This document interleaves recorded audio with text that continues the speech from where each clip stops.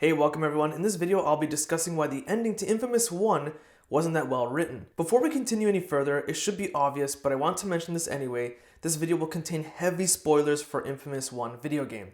That includes the ending as well. Now keep this very important thing in mind. I really enjoyed this game. Despite this game releasing in 2009 and I reviewed it in 2021, it's a darn good game that you must play if you haven't already. In fact, if you haven't played this game, turn off this video, play and beat the game, then come back to this video to avoid any spoilers. You can find more details in my review with no spoilers. A link to that video is in the video description. To play this game, it can be done on PlayStation 3 console or over the PlayStation Now streaming service. PlayStation Now streaming service is currently available on PlayStation 4, PlayStation 5, and even, yes, Windows PC. So let's continue. From here on out, there are spoilers everywhere, so you've been warned. Turn off this video, now's your chance. I know a lot of people say that the ending was incredible, and in some ways it was, especially finding out why Cole was targeted for the Ray Sphere explosion, but other parts just left me wondering why the ending wasn't done better. I'll recap the story, explain problems with the ending, and finally how the ending could have been more logically done in my opinion. The game starts with Cole McGrath, a simple bike messenger on his way to deliver a package, then bam, the package explodes. The explosion levels several blocks of Empire City and kills thousands. At the core of the blast, Cole somehow survives and powers awaken within him. He has super fast healing and he can control electricity. The aftermath of the explosion also let loose a plague infecting the city. To ensure the disease doesn't spread throughout the rest of the country, the government puts up a blockade trapping everyone in Empire City. Due to the entrapment, people are now starving because they can't easily access food, more gangs start appearing, and people are dying from the plague. Cole's best friend, Zeke, decides to take advantage of Cole's powers to escape the city. That plan flops. An FBI agent named Moya tells Cole she'll help him leave the city if he finds the device that caused the explosion, along with her husband, who's also an agent, John White. Cole spends most of his time running errands for Moya and eventually runs into one of her first main bosses. She has the ability to control people and actually is the reason why there's so many gangs appearing out of nowhere because she's controlling them to do corrupt things for her. Cole defeats her, continues on his mission, a bunch of hobos get together and actually take control of more of the city. They get in Cole's way and their leader, Alden, who has psychic abilities, is now his main enemy at this point. Alden, as a child, was actually supposed to be the leader of a syndicate called the First Sons. He had a gift in mind, so much that he even had psychic abilities. A mysterious stranger named Kessler appears, takes over the First Sons, and kicks Alden out on the streets as a child. And his entire life, all Alden wants to do is take back control of the First Sons and get revenge on Kessler. Alden also gets caught up in the explosion that happened at the beginning of his game, and his psychic powers are now amplified. Alden does eventually get his hands on the Ray Sphere, him and Cole battle, and while they're battling, Zeke grabs it while they're distracted. At this point in the story, Zeke has the opportunity to give the Ray Sphere over to Cole and probably end this entire situation, but instead he activates the Ray Sphere, hoping that he'll get powers for himself, which is the ultimate betrayal to Cole. Zeke also did this full well knowing it might kill thousands of people, except the Ray Sphere doesn't do anything, it ends up flopping. Kessler then reaches out to Zeke and lets him know that hey, he can help him gain powers, but he has to join forces with him. So at this point, Cole's best friend has now betrayed him. After a lot more fighting, Cole eventually defeats Alden. At this point in the game, Cole is pretty much distraught and confused and has no idea what to do. Depending on what you decide to do in the game, Kessler reappears and even kills Cole's girlfriend, Trish, before the final showdown. At this point, John, Moya's husband, eventually reaches Cole and tells Cole that Moya is lying and that they're not married. Cole stops listening to Moya and decides to help John, for now. John and Cole do track down the Ray Sphere eventually. Cole blasts it with all his power possible, but doing so actually opens up some sort of warp teleportation field, and John gets sucked into it and actually killing him. Cole defeats Kessler, and in the ending cutscene, Kessler lunges at Cole, grabs his head, and shows him a vision. It turns out Kessler is Cole from the future. In the future, there's someone with terrible powers called the Beast, destroying everything and everyone. Kessler could have defeated the Beast, but decides to flee and take his family to safety. This backfires as the Beast becomes stronger and everyone Kessler loves eventually dies anyway. Kessler obtains new powers that will allow him to travel back in time only once and trap him there permanently. He does this. He takes over the syndicate group called the First Sons, which he took over from Alden, has them accelerate building the Ray Sphere, targets his present-day self, Cole, which causes the explosion and his powers to awaken. He has Cole go through everything that happens in the video game on purpose as planned, just to have Cole become strong and ruthless enough to take down and kill the Beast. After the vision completes, Kessler dies. Okay, now that we're caught up, let's review the ending, and this part has always bugged me. If Kessler came back in the past to mentally and physically challenge Cole to become stronger and kill the Beast, why go through all that nonsense? Why didn't Kessler just come back in time and warn Cole immediately and team up with him to kill the Beast? Could you imagine future Cole, aka Kessler, training present-day Cole to kill the Beast? They would have been an unstoppable force. Discussing time travel in video games and movies is risking shooting the story in the foot. Sometimes it can be done well and even explained and simplified for the audience, like Back to the Future 2. Having Kessler come back in time at nearly full strength and not team up with his present-day Cole for both of them to fight the Beast made no sense.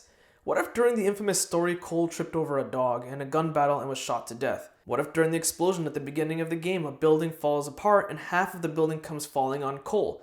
We know Cole doesn't have super strength to survive that. What if Cole tripped over a log at the river while underground in the sewer? What if after the beginning explosion Cole lives with the guilt of being the only survivor of the explosion and kills all the gangs and left the city during a fight with everyone else behind? Cole trips and Alden snaps his neck with a psychic power. What if during the initial explosion a car comes crashing on Cole's head and he's stuck in a coma for the next 10 years? What if Trish comes to love 10 years even more after nearly losing him in the explosion? Of course she's upset her sister died, but maybe she realized that she could have lost another loved one. She tells Cole she wants to start a family, then Cole uses his powers to have both of them flee the city. Then Cole ends up in the exact same situation as Kessler. The point I'm making is that you can use time travel, but it has to be done very carefully, otherwise too many what-if scenarios come up. Did Kessler really have to throw Alden out on the streets as a kid? That's terrible. He could have at least kept him under his wing or something. Did he really need to blow up Empire City, which probably killed hundreds of children? There are some other things that probably were overlooked in the ending, but I find it really weird. In Kessler's last dying breath before showing Cole the vision of the future, he mentioned Trish's name, but not his kids' names. And we know he has kids in the future because we see them a couple times. What's also strange is that he keeps a picture from his wedding day with Trish and Zeke in it as his motivation to keep pushing it forward. Why doesn't he have a picture of his kids? Now you could argue that this is the only picture that came out from the rubble and destruction, but it's kind of weird that it's in nearly perfect condition. That's pretty convenient. Now as a parent myself and someone who knows many other parents that would always treat their kids as the number one people in their lives. Considering Kessler has kids in the future, he sure hates children, I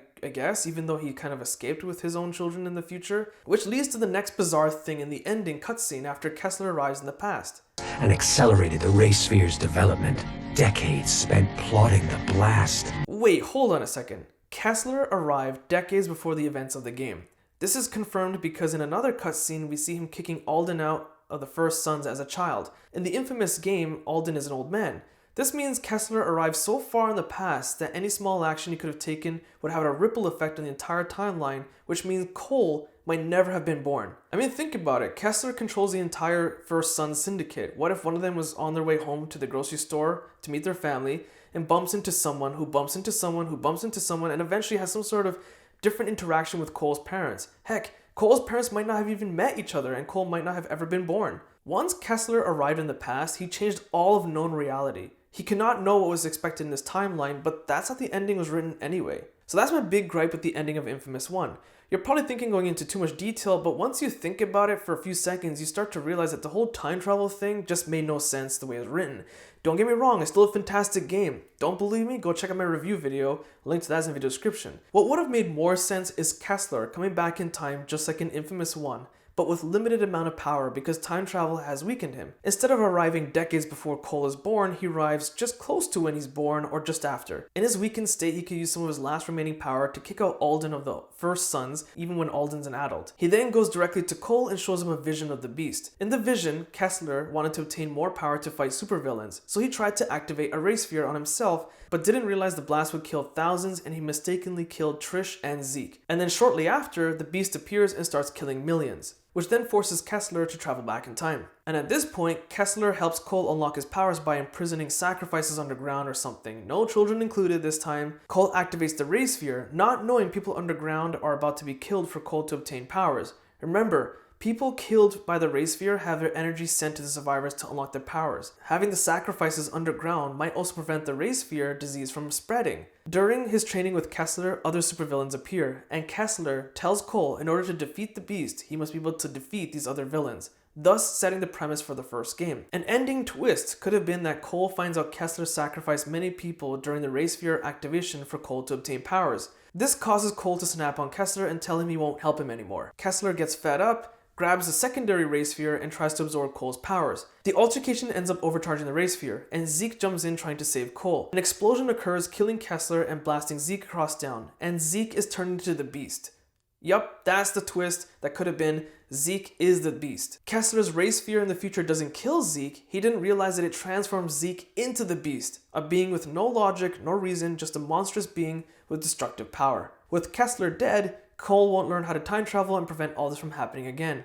At this point, Cole realizes that Zeke becoming the beast was always unavoidable, and he has no choice but to confront him. The explosion causes Cole to lose a significant amount of power, thus setting up the stage for Infamous 2. Now you might think my alternate story and ending is terrible, which is completely fine. However, the fact remains that Kessler is an idiot, and this kind of left the Infamous ending a little lacking. Regardless of your opinion, I hope you enjoyed this insight into the Infamous ending, as it's still a rock solid game and definitely deserves a remaster. If you haven't already, I also suggest you play Infamous 2, as that is also a great game.